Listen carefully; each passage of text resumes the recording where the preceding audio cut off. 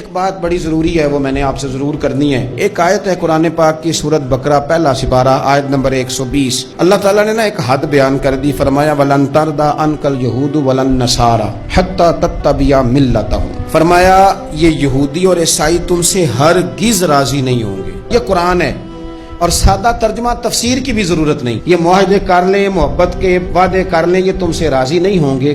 کب راضی ہوں گے؟ حتی تتبع ملتہم، یہاں تک کہ تم ان کے دین کی پیروی کرنے لگ جاؤ۔ میرا جب پہلی دفعہ پاسپورٹ بنا تو میں نے سارا پڑھا، کتابیں پڑھنے کا شوق تھا شروع سے۔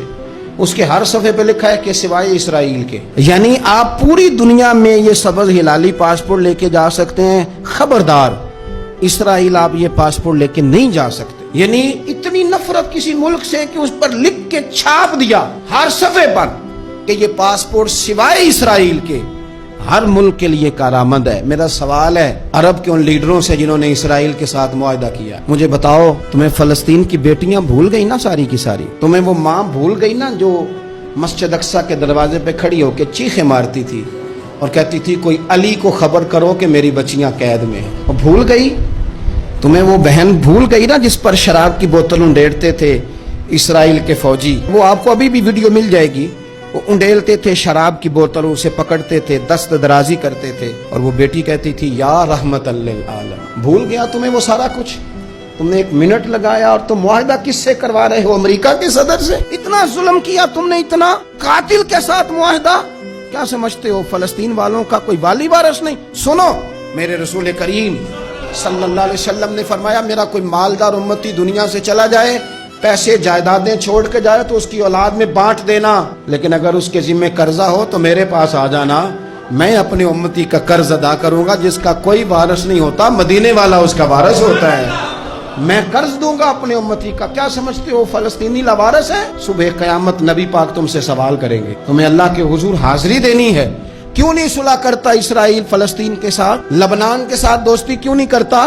شام سارا کٹ گیا اسرائیل کی وجہ سے، آج تمہیں خیال آیا ان کے ساتھ معاہدہ کرنے کا؟ ہمیں سبق پڑھاتے ہو، خدا سے ڈرو۔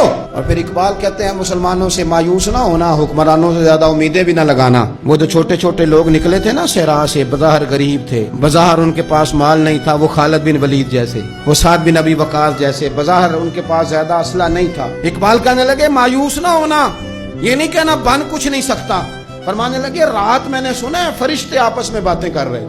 واہ اقبال، تیرا بھی انداز کتنا نرالا ہے۔ کہنے لگے رات فرشتے آپس میں باتیں کر رہے تھے، میں نے سن لی ہیں۔ بھلا وہ کیا کہہ رہے تھے؟ یہ سارے لوگ نا خالد بن ولید، سعد بن ابی وقاص، یہ صحرا کے رہنے والے، اور اس وقت کی سب سے سپر پاور روما کہلاتی تھی، الٹ پلٹ کے رکھ دی ساری رومی سلطنت۔ تو اقبال کہنے لگے رات فرشتے آپس میں باتیں کر رہے تھے کہ سنا ہے پاکستان کے، ہندوستان کے مسلمان جوان مایوس ہو گئے۔ کہنے لگا نہ مایوس ہونا، نکل کے صحرا سے، جس نے روما کی سلطنت کو الٹ دیا تھا، نکل کے صحرا سے۔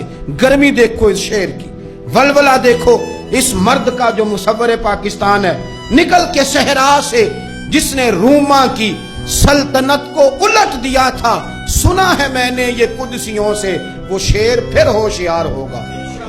وہ کل باتیں کر رہے تھے کہ بہت سارے ان میں سے پھر جاگ گئے اور بڑی جلدی وہ بلاک بنائیں گے۔ سنا ہے میں نے یہ قدسیوں سے کہ وہ شیر پھر ہوشیار ہوگا، وہ آئے گا میدان میں، نکلے گا، اور انشاءاللہ یہی چراغ جلے گا تو روشنی ہوگی۔